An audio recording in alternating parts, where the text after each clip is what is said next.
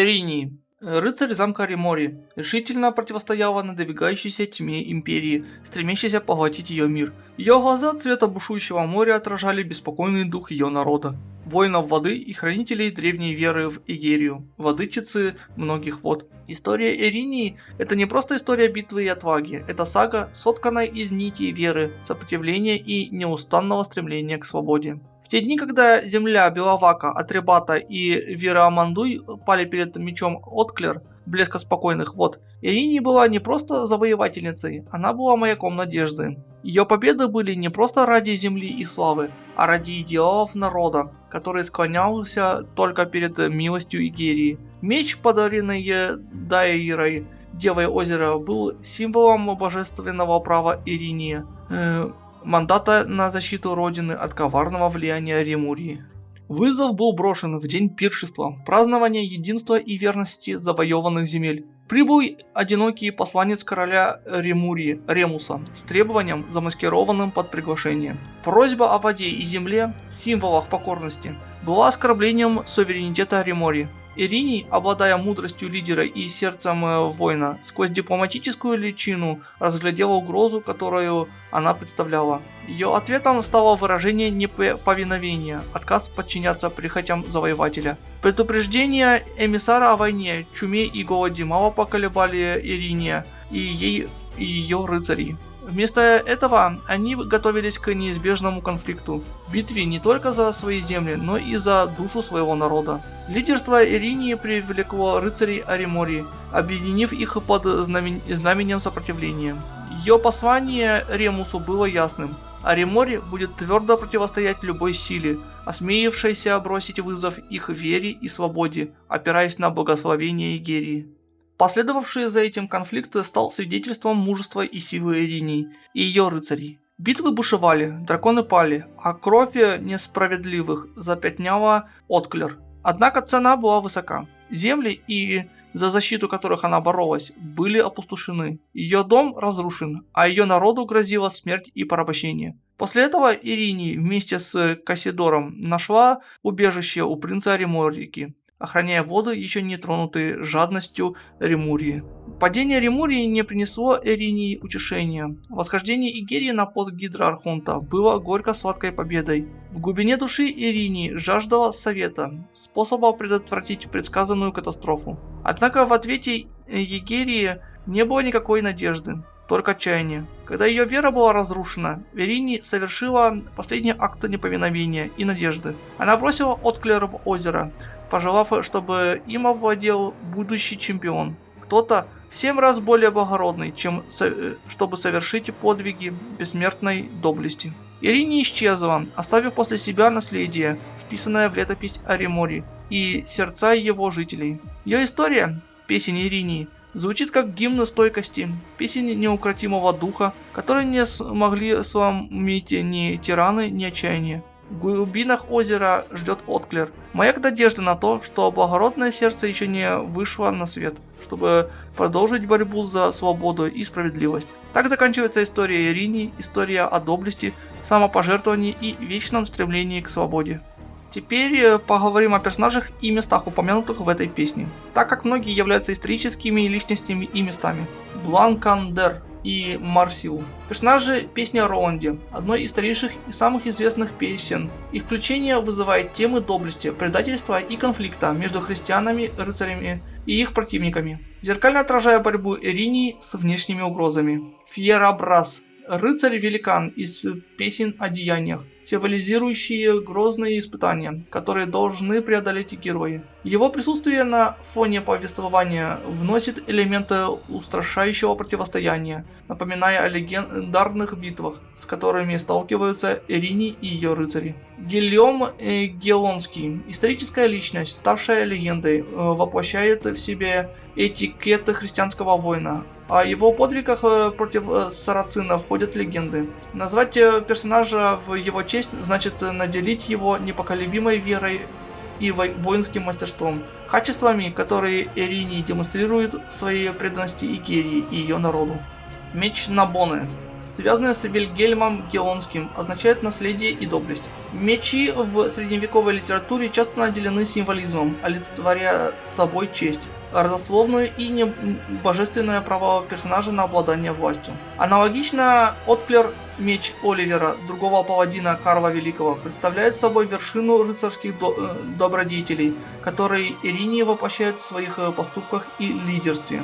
Наймес или Наймон и Тюльпин или Тильпин. Фигуры из каролинского цикла олицетворяют мудрость и церковную власть соответственно. Их присутствие на фоне песни Иринии может отражать руководство и моральный компас, который давала Иринии в своем путешествии. Отклер или Овчар, превратившийся в Агира датского и упоминание Рейнании, Рейнской области, помещают повествование в исторический контекст, соединяющий мифическое и реальное, предполагая мир, в котором сосуществуют и влияют друг на друга легендарные герои и исторические личности. Агрикан взят из Орландо Иннаморато, итальянского рыцарского эпоса, повествующего о приключениях Орландо. Упоминая фигуру из этой поэмы, текст связывает себя с более широкой традицией европейской эпической литературы, которая исследует темы рыцарства, любви и сверхъестественного. Присутствие Агрикана в итальянской традиции и его упоминание в песне Иринии наводит на мысль о повествовании, которое преодолевает региональные границы, объединяя богатый гобелен рыцарской доблести и конфликтов, встречающихся в разных литературных культурах. Отсильтия вызывает в памяти легенду о Тристане и Изольде, историю трагической любви, которая была основной частью европейской литературы со времен Средневековья. Указывая на связь с Изольдой, песня Иринии намекает на глубинные темы любви, верности и неизбежного переплетения радости и печали. Эта связь придает повествованию эмоциональную глубину, заставляя сравнивать его с пронзительными и сложными отношениями в легенде о Тристане и Изольде. Дайру, связанная с элеусийскими мистериями и идентифицированная как одна из океанитов древнегреческой религии, привносит элемент древней тайны и божественной связи. Включение божества, связанного с таким ключевым аспектом греческой религиозной жизни, указывает на то, что повествование глубоко укоренено в исследовании божественного, священного и мистического. Это подчеркивает духовную борьбу и поиск высшего смысла и руководства, с которыми сталкивается Иринии в своем путешествии. Имя Дресты, имеющее пиктское происхождение, вписывает части повествования в исторический и культурный контекст Древней Британии. Пикты были известны своей самобытной культурой и сопротивлением римским захватчикам, а затем и англосаксонским. Благодаря включению персонажа или упоминанию пиктского происхождения в песне Иринии, вплетаются темы сопротивления, завоевания и сохранения культурной самобытности, перекликающиеся с борьбой самой Иринии против внешнего господства. Аримори, в оригинале Ариморика, как родина Иринии, символизирует царство сопротивления и культурной стойкости. Историческая Ариморика, противостоящая римскому завоеванию, отражает темы неповиновения и суверенитета в борьбе Иринии против сил Римурии. Выбор кельтского региона, известного своей борьбой с империей, подчеркивает, что в повествовании следуют такие темы, как свобода, идентичность и борьба с порабощением. Упоминание Беловака, Атрибата и Вирамандуй, гальских племен, столкнувшихся с мощью Юлия Цезаря, еще больше закрепляет повествование в историческом контексте, характеризующемся столкновениями и завоеваниями. Их включение подчеркивает исторические циклы сопротивления и ассимиляции, проводя параллели между битвами Иринии и древней борьбы этих племен против доминирующей державы. Этот исторический резонанс придает повествованию глубину, позволяя читателям провести параллели между вымышленным сопротивлением Иринии и реальной борьбой этих племен. Перегорд, в оригинале Перегор, и Айсия, в оригинале Лез Эйзи де Таяк Сирёй. Регионы с богатой историей и доисторическим значением служат не только местом действия, но и символами наследия и течения времени. Размещая части сюжета в этих местах, песня Иринии связывает своих героев и события с ландшафтом, который был свидетелем приливов и отливов человеческой истории. От доисторических жилищ до галлийских войн. Эта связь с Землей и историей подчеркивает исследование идентичности, принадлежности и борьбы за сохранение своей культуры перед лицом завоевания. Этимология имени Иринии. Происходящее от греческого Иринии наделяет ее персонажа глубоким символическим смыслом, переплетая темы мести, справедливости и перехода от личного возмездия к общественным правовым системам. Эта связь не только обогащает повествование мифологической глубиной, но и отражает трансформационный путь самой Иринии. От воительницы, стремящейся защитить свое королевство силой, до фигуры, воплощающей принципы справедливости и эволюцию понимания управления и закона ее народом. Иринии или Фурии в греческой мифологии были грозными божествами, преследовавшими виновных в тяжелых преступлениях, особенно против семьи.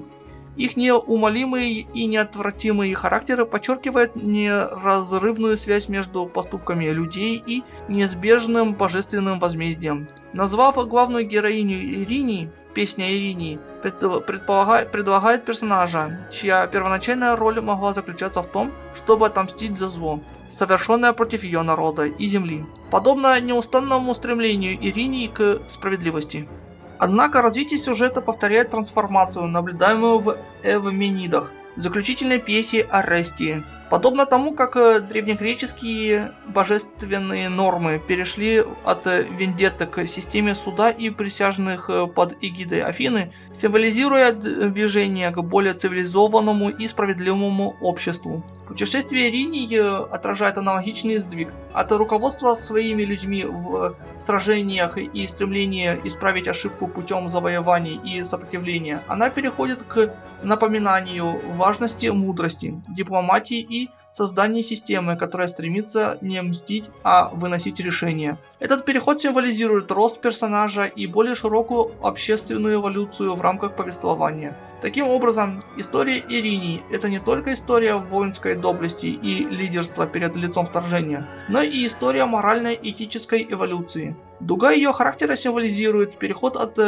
первобытного желания отомстить к просвещенному стремлению к справедливости, повторяя движение и от архаичного возмездия Иринии к упорядоченному правосудию Афин. Кроме того, ссылка на Иринии, французскую адаптацию Орестии, добавляет еще один элемент культурного и литературного резонанса, связывая повествование с традицией про переосмысление и адаптации, охватывающие столетия. Эта связь не только вписывает песню Иринии в богатый гобелен мифологических и литературных традиций, но и подчеркивает темы трансформации, справедливости и вечного стремления человека к обществу, в котором правят законы и справедливость, а не месть и страх. Таким образом, этимологические корни имени Иринии служат краеугольным камнем для тематических и моральных изысканий в песне Иринии, переплетая нити древнего мифа, литературной адаптации и вечного стремления человека к справедливости и общественному прогрессу.